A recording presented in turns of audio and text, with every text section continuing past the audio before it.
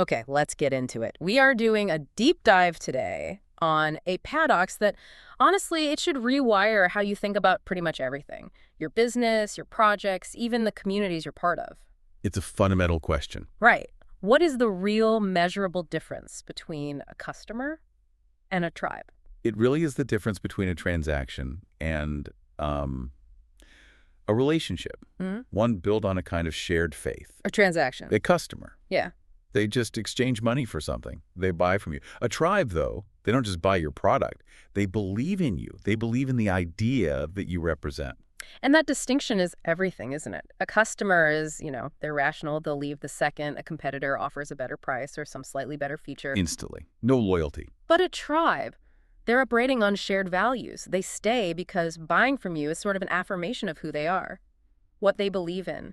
The transaction is almost secondary. It really is. And that transformation from just managing transactions to actually leading believers, that's the absolute core of Seth Godin's work, especially in his book Tribes. And the timing on that book, what was it, 2008? 2008, which is fascinating if you think back to that time. Social media was just exploding, right? It was moving from being a college thing to a tool for everyone. He had such foresight. He saw that the internet was about to completely democratize leadership. I mean, before then, if you wanted to reach a lot of people, you needed a TV network or a publisher. Or just massive ad dollars. Exactly. And Godin realized that suddenly that barrier to entry was just gone. You didn't need the budget anymore. You just needed an idea worth gathering people around. And let's connect that directly to the bottom line, to your business. This whole concept, it's really about customer lifetime value, CLV. Okay, break that down. Well, a customer might stay for a year, generate, say, $500 in revenue. A tribe member, though, they stay for 5 years. They buy again and again. They defend you online. They recruit their friends. So it's not linear. It's compounding. It compounds exponentially. You're turning a finite transaction into, well, almost infinite relationship equity. That's the mechanism we need to understand. So today, we're diving into the 4 foundational principles Godin lays out that let you make that shift. From just running a business to leading a movement. Let's do it. And I think we have to start with principle 1, which might be the most liberating idea for anyone listening. Everyone can lead. This is a huge mental block for people. Most of us, especially if you're running a small venture, we think leadership requires permission. We wait for a title or a certain revenue number. Or for someone to just tap you on the shoulder and say, you're it. Exactly. And Godin just destroys that idea. He says leadership is something you claim, not something you earn. So if that's true, what's his definition? Because we usually tie leadership to authority, right? To a position. If I'm just selling, coffee beans, what makes me a leader? It's about conviction. That's the shift. It's not about the power to command. It's about the commitment to care enough to connect people, to connect them around a shared belief. You don't need permission. You need commitment. So if you have customers, you're already leading. You're already leading. Every single purchase is an act of following.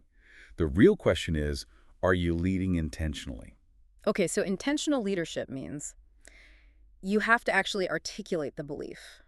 That's how you get out of the trap of just competing on price. Precisely. If you only talk features, you're a commodity. You're stuck. Let's use that example of the small organic bakery owner. Perfect. So the non-leadership mindset is the owner who says, I just sell bread.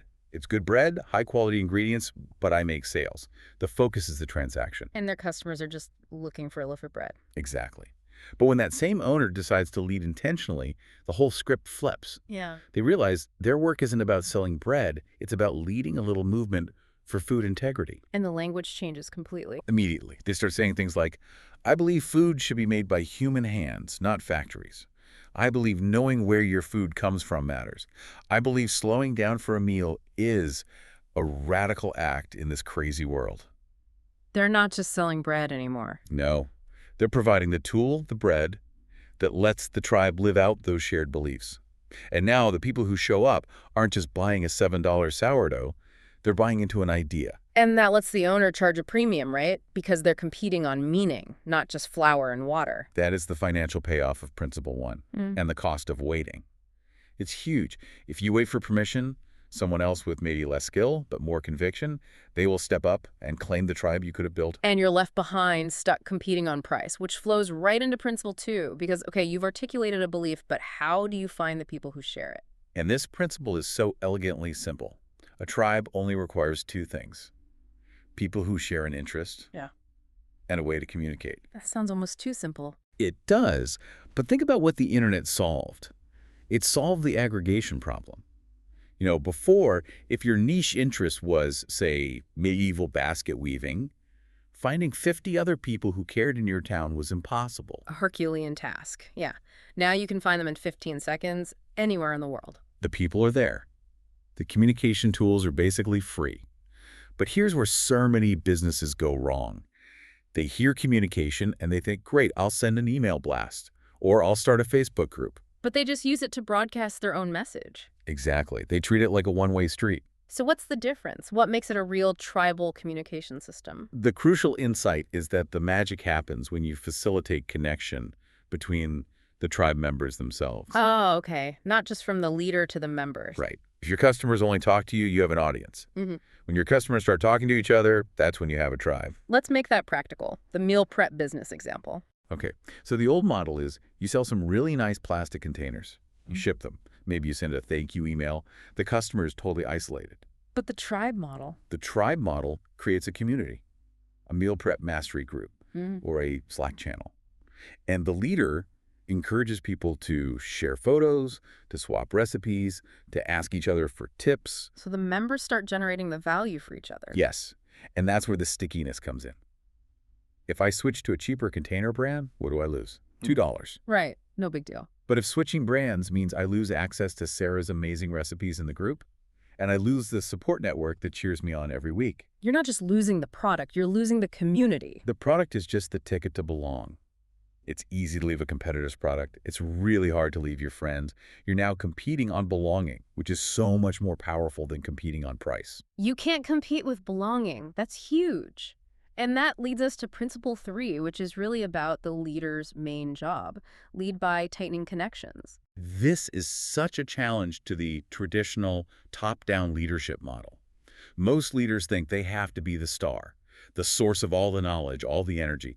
Their goal is just to broadcast. As widely as possible. And Godin says no. Real leadership is about tightening the connections within the group, connecting members to each other, connecting them deeper to the core idea. You're a facilitator, not a celebrity. And for a small business, this is a survival tactic. You can't out-broadcast the big companies with huge marketing budgets. You'll never win the reach game, but you can absolutely out-connect them. Yeah. Personally. Okay, but I have to ask, doesn't that put even more pressure on the leader? If I have to personally facilitate every single interaction, I'm going to burn out way faster than if I just broadcast a weekly video. That's the key. The goal is to stop being the sole source of value. Think about an online course. Okay. The broadcasting leader teaches the lesson, sends the content, answers every single question one-on-one. If that leader stops, the whole thing grinds to a halt. It's exhausting. It's a bottleneck. You can't scale yourself. But the connection leader. They design structures where the students review each other's work. They create small accountability groups. They highlight advanced students to mentor beginners. The leader's role changes from content provider to architect of interaction. So the value of the course isn't just the content anymore. It's the other students. It's the collective wisdom. It's the shared experience. Tribe members stay for the community. They recruit their friends because they want to share the experience, not just the information. You've built something that can sustain itself. An integrated, energized community. The true asset isn't the leader anymore. It's the connection between the members. And that scaling idea, it all comes together in the final principle, principle 4. Create a movement, not just a business. This is where it all culminates. A business sells a product. A movement exists to change a belief. The product is just the tool you use to make that change happen. But this is where the cynicism can creep in, right? I mean, in this day and age, everyone calls their company a movement. How do you do this authentically? How does a water bottle company actually become a cause? It's about where you focus the mission. It has to be outward.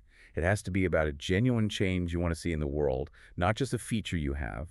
People might switch products for price, but they do not abandon causes they believe in. That's the key to what he calls irrational loyalty. So let's look at the language. A reusable water bottle, the product business says. High-quality stainless steel, double-walled, keeps drinks cold for 24 hours. Commodity language, just features. Right. But the movement business says, We're leading the charge to end single-use plastic. You are joining 50,000 co-conspirators who have eliminated 2 million plastic bottles from landfills this year. It's a totally different frame. Buying the bottle is an act of initiation. Exactly. And your customers don't just recommend the bottle, they evangelize the movement. They want more people fighting alongside them. And that movement frame gives you two huge economic advantages. First, premium pricing, because you're selling meaning. And second, resilience. The resilience is the ultimate payoff. When the economy gets tough, what do people cut? Transactional goods? But believers. They double down on what they believe in. A movement is insulated by purpose. It can survive storms that just crush commodity businesses. If you're only competing on features, you're always playing defense. If you're competing on meaning, you have this offensive advantage rooted in purpose. That's the synthesis right there. So for anyone listening who gets these principles but is thinking, okay, great theory, but how do I actually start this today?